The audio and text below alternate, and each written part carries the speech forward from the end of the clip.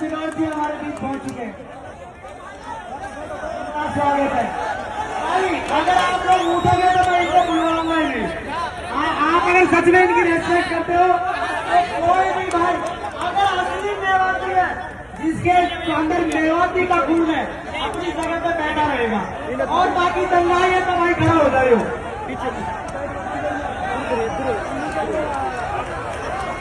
कोई भाई चिल्लाएगा नहीं। हमारी बजा गया रहते हैं हमारा भाई सम्मान बैठा है और हमारा अनुशासन ही जिता पाएगा। अगर मेवाती का खून हो तो एक जगह बैठे रहेंगे, शांति से सुनेंगे। समय का शॉर्टेज है, वक्त का ध्यान रखें।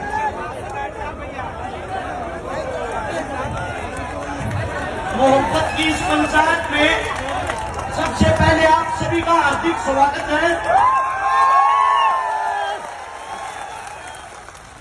अरस शिकारा की तरफ से आप सभी के चरणों में हाथ जोड़कर राम राम, सत श्री अकाल, अस्सलाम वालेकुम। आप लोगों का प्यार दिखाई दे रहा है, लेकिन एक चीज मेरी तरफ से हाथ जोड़कर आप सबसे विनती है, सिर्फ 2 मिनट के लिए सब चुप होकर बैठेंगे, कोई ताली नहीं बजाएगा। हम पंचायत में आए हैं, अगर इस पंचायत में कोई फैसला ही नहीं निकला तो पंचायत क्या हुई। इसलिए आप सबसे गुजारिश है 2 मिनट तक कोई भी ताली नहीं बजाएगा, किसी के मुख से कोई भी आवाज नहीं निकलनी चाहिए। भाई साहब शांति बना लो आप लोग। सबसे पहले मैं चरणों में राम राम करता हूं। यहाँ पे जो क्रांतिकारी जिनसे हमने लड़ना सीखा, जो हमारे योद्धा हैं आज के, राकेश टिकैत जी, गुरुनाम चढ़ूणी जी, मेरे अंकल जी राकेश कोत जी, सुरेश कोत जी, माफी चाहूंगा, सत्यापाल मलिक जी और मेरी मातर शक्तियां, मेरी जितनी बहनें, ये सब आज की योद्धा। एक बार जोरदार ताली बजानी तो इनके लिए बताओ। अब बात आती है, हिंदुस्तान था जब हम सब एक थे, आजादी के बाद हम हिंदू मुसलमान कैसे हो गए। हमारे को सर्टिफिकेट कौन बांट रहा है? वो संघ जिसने अंग्रेजों की खाकी चड्डी पहननी शुरू की। खाकी चड्डी पहनकर वो संघ हमारे को सर्टिफिकेट दे रहा कि तू हिंदुस्तानी है, तू हिंदू है, तू मुसलमान है। मैं एक बात कहता हूं, अगर किसी के पास हो इस महफिल के अंदर, अगर संघ के अंदर किसी ने कोई कुर्बानी दी हो, संघ वाले किसी आदमी ने आजादी के लिए कहीं खून पाया हो, उसका नाम मुझे बताना, अपने ऑफिस में फोटो लगवाऊंगा। एक आदमी ढूंढ के बता देना। संघ तो वो बड़ा नंग है जिसने हमारे को अलग कर दिया। अब बात आती है नू मेवात और मेवातियों की। मेवाती लोग मेव कौन है? सबसे पहले हिंदुस्तान की जो गिनती हुई जनसंख्या की 1971 और 72 में, उस टाइम आप लोगों की गिनती करी गई हिंदुओं में। 1901 में दोबारा से गिनती हुई। आप लोगों को अंग्रेजों ने बोल दिया भैया आप हिंदू नहीं हो, आप तो मुसलमान हो। इनकी गिनती कर दी मुसलमानों में। फिर 1926 के दौरान, 25 और 26 के दौरान इन पर ठप्पा लगा दिया कि आप सब मॉडर्न हैं। भाई साहब मैं बैठा दूंगा, बच्चों बैठ जाओ, नीचे बैठो, शांति बना लो यार, कमाल कर रहे हो, अपने आदमी प्रोग्राम बिगाड़ोगे। हाथ जोड़कर विनती, आवाज नहीं आनी चाहिए, आप सभी से विनती है।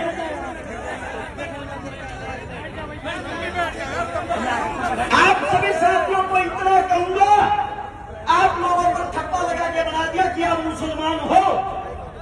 1947 में जब हम आजाद हुए, आजाद के बाद एक मिनट, हमारे बीच में एक गुजरों को टोल किट के रूप में इस्तेमाल करते हैं। यहाँ मेवात में एक बड़े भाई, वैसे तो मैं भी आपके बीच में गुजरी था, पर गुजरों की तरफ से प्यार मोहब्बत का पैगाम लेकर उत्तर प्रदेश से समाजवादी पार्टी के विधायक चौधरी अतुल प्रधान जी हमारे बीच में प्रधान जी, हम स्वागत करता हूँ। प्रधान जी का स्वागत है। वापिस आते हैं मुद्दे पे। 1947 में हमें आजादी मिली। यहाँ से मिट्टी खोद के देख लेना, इस मिट्टी के अंदर हिंदू मुसलमान सिख ईसाई सबका रक्त मिलेगा इस आजादी के लिए। लेकिन उसके बाद ऐसी क्या बात आई कि हिंदू और मुसलमान हमेशा के लिए एक दूसरे के दुश्मन हो गए। जवाहरलाल नेहरू और मोहम्मद अली जिन्ना दोनों को राजनीति का कीड़ा था, दोनों को प्रधानमंत्री बनना था। जिन्ना को बोले अपने मोमडन मुसलमान एक तरफ ले जा और न्यारा पाकिस्तान बना दे, तेरे को प्रधानमंत्री बनना, तू वहां बन जा। और जवाहरलाल बोला मैं हिंदुओं पर राजनीति करूंगा, इनका प्रधानमंत्री मैं बनूंगा। दो देश अलग हुए सिर्फ राजनीति के लिए। जब राजनीति के लिए दो देश अलग हुए, हिंदू मुसलमानों में इन लोगों ने इनकी तुच्छी राजनीति ने मारकाट मचवा दी। उस मारकाट के अंदर मेवात का भी नंबर आता है। जब मेवात का नंबर आया, मेवातियों को बोला गया हिंदुस्तान को खाली करो, यह आप लोगों का देश नहीं है, पाकिस्तान चले जाओ। दिल्ली से रेल के अंदर बैठाते थे, आप लोगों को पाकिस्तान भेज देते थे। उस वक्त मेवातियों ने कहा हमारा हिंदुस्तान है, हिंदुस्तान किसी के बाप का नहीं, हम रहेंगे हिंदुस्तान में। और अगर पाकिस्तान लेके जाना है तो हमारी लाश को लेके जा सकते हो, जिंदा मेवाती को नहीं। इस बात का पता लगता कि मेवातियों ने जिद पकड़ ली। देश के सबसे बड़े नेता उस वक्त के बापू गांधी को बुलाया गया कि यही मना सकता है इन लोगों को और कोई नहीं। ये हकीले हैं, ये जिस चीज पर अड़ जाते हैं जान दे देते हैं, वापिस नहीं हटते। आपके मेवात नू के अंदर घासेड़ा गांव है, वहां पे बापू गांधी जी आए। गांधी ने आप लोगों को मनाया, तुम्हारे को अच्छी सुविधा दिलवाऊंगा, अच्छी फैसिलिटी दिलवाऊंगा, आप लोग यहां से पाकिस्तान चले जाओ, वापिस आ जाओगे शांति होने के बाद। ये गांधी के शब्द थे। उसी वक्त एक मेवाती बुजुर्ग ने खड़ा होकर कहा गांधी जी हमारे को हमारे देश के अंदर मिट्टी दे दो, मिट्टी नसीब करवा दो, वो काफी है, देश को छोड़ के नहीं जाएंगे। ये बात सुनने के बाद गांधी ने ऐलान किया मेवाती हिंदुस्तान की रीढ़ की हड्डी है और मेवाती यही रहेगा। अब बात आती है आप लोग पिछड़ क्यों रहे हो? मेवात की खबर पढ़ के देखते हो कभी? हमारी साइड जो अखबार आता है, टीवी आता है, उसमें दिखाया जाता है मेवात मिनी पाकिस्तान है। मेवात के अंदर तो बलात्कार होते हैं, मेवात के अंदर आदमियों को काटा जाता है। हमारी नई यूथ युवा पीढ़ी उस अखबार को पढ़ती है, कच्छेधारियों की बातें सच मान के उस पे अमल करती है। उनको यह दिखाई नहीं देता इस देश को जो हाल में चला रहा है, सरकार चलाने वाला जिसका नाम है नरेंद्र मोदी, भारत देश का प्रधानमंत्री, जिसकी जो जाति की अगर बात आती है, जिस जाति में उसने जन्म लिया, मैं मोदी साहब से पूछना चाहता हूं, मोदी साहब आप खुल के सबके सामने क्यों नहीं बताते आपकी जाति क्या है? आपने किस जाति में जन्म लिया है? तेली जाति में। और तेली जाति 1947 से पहले मुसलमानों के अंदर आती थी, 47 के बाद उन्होंने हिंदू धर्म में कन्वर्ट किया। अरे आप देश के एक मुस्लिम परिवार में पैदा होकर या हिंदू मुसलमान करवा कर हमारे को मरवाना चाहते हो। अब बात आती है कमी की। कमी कहाँ है सिस्टम में? कमी है आप लोगों के अंदर, कमी है हमारे अंदर। वो कमी क्या है? भगत सिंह, राजगुरु, सुखदेव लाहौर जेल के अंदर जब फांसी तोड़े जा रहे थे, उसके बाहर, जेल के बाहर लाखों आदमियों की भीड़ थी। सब उनको क्रांतिकारी मानते थे, सब उनको देशभक्त मानते थे। वे लाखों आदमी बाहर चिल्ला रहे थे इंकलाब जिंदाबाद, भगत सिंह जिंदाबाद। लेकिन एक भी आदमी के अंदर इंसानियत नहीं थी। वहां जितने बाहर खड़े थे, हिंदू, मुस्लिम, सिख, ईसाई खड़े थे, हिंदुस्तानी कोई नहीं खड़ा था। अगर वहां हिंदुस्तानी खड़ा होता, उन सब की ताकत एक होती, वे लाखों आदमी उस जेल की एक एक ईंट उखाड़ते, जेल का नामो निशान नहीं मिलता। और आज भगत सिंह, राजगुरु, सुखदेव तुम्हारे बीच जिंदा होते। वही हालात आज है आप लोगों के लिए। जब हम बोलते हैं, बोलने से पहले तो हर्ष शिकारा सबका, बोलने के बाद बात आती है तो जात जाति से है। और जात हिंदू थे ही नहीं। कमाल है भाई, हमने हिंदुस्तान के लिए जन्म लिया, हिंदुस्तान के अंदर जन्म लिया है। हमारे बुजुर्ग हमारे सामने बैठे, हमारे कहता हूं, ये रोज रोड़ा पर जब लठ खावे इनको बोलते हैं ये तो देशद्रोही है। मैं पूछना चाहता हूं, जब बॉर्डर पर कोई बेटा कोई बच्चा शहीद होता है, आप लोगों ने उसकी जाति क्यों नहीं दिखाते? आज तक क्या किसी गुजराती बाबू ने सरहद के ऊपर लड़ाई लड़ी है? आज तक क्या किसी गुजराती बाबू ने हिंदुस्तान के लिए शहीदी दी है? अरे लड़े हम, मरे हम, देश को चलाए हम और देश के राजा वो। आप लोगों के अंदर कमी ये है, आप अपने आप को नहीं पहचानते, आप अपनी ताकत को नहीं पहचानते, आप अपने बच्चों को आगे नहीं बढ़ने देते। ये कमी आप लोगों में। जब आपका बच्चा रोड पे मरता है, 2 आने के तुझ भैये आपके बच्चे को हिंदू मुसलमान बना के मार देते हैं, आप भी उस राजनीति में फंस जाते हो। आप लोगों के अंदर ताकत नहीं है क्या? आप अपने खून को भूल गए क्या? या आप धमकियों से डरने वाले हो? अगर धमकियों की बात करो, मेरी औरत जब मैं घर से निकलता हूं ये कहती है पता नहीं वापिस आएगा या नहीं। मेरी औरत जिसके साथ मेरी शादी हो रही है, उसके पेट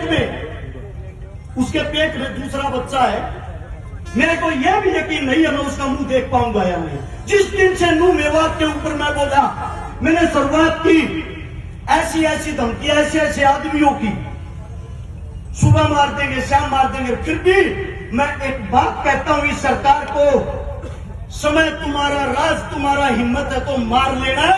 अगर मेरे बुजुर्ग जाग गए, इनका समय आ गया, इन लोगों ने हमारे को ताकत दे दी, हम भागने का मौका नहीं देंगे। फैसला आप लोगों ने करना है। अरे इस देश का राजा किसान होता है, किसान। इस देश को संभालने वाला किसान का बेटा जवान होता है। और आप लोग अपनी ताकत भूलकर हिंदू मुस्लिम जाट ब्राह्मण में फंसकर उन लोगों के बहकावे में आए हुए हो। चारों तरफ से धरती माप लेना, हर 7 किलोमीटर पर एक मंदिर मिलेगा, हर 12 किलोमीटर पर एक मस्जिद मिलेगी, हर 5 किलोमीटर पर पीर बाबा मिलेगा। मैं आप सभी साथियों से एक बात पूछना चाहता हूं, सच बताना, दिल से बताना, क्या एक भी हिंदुस्तान का राजा शिक्षा, स्वास्थ्य, रोजगार, पढ़ाई लिखाई की बातें करता है? जरूरत ही नहीं, क्योंकि उनको मजा आ गया है। हिंदू मुस्लिम उनकी खुराक हो गई है। आप लोगों को लड़ाओ, कुर्सी पाओ और फिर आप लोग भाड़ में जाओ। अरे आप लोग कब जागोगे?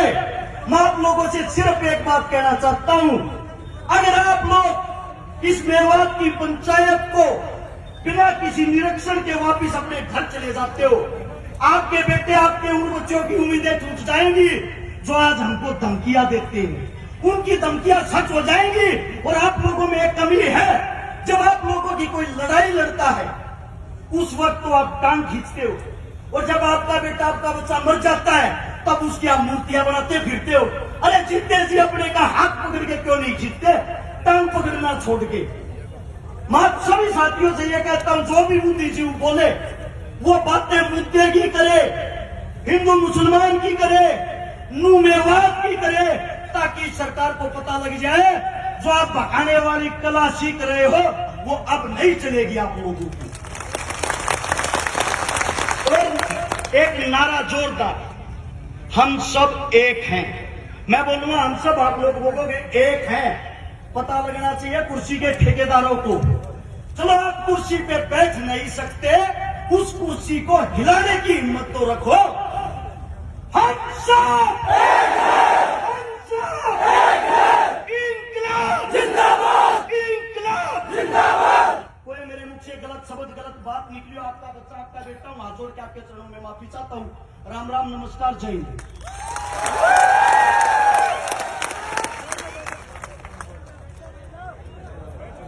जी बहुत बहुत धन्यवाद। आदरणीय राजा राम जी।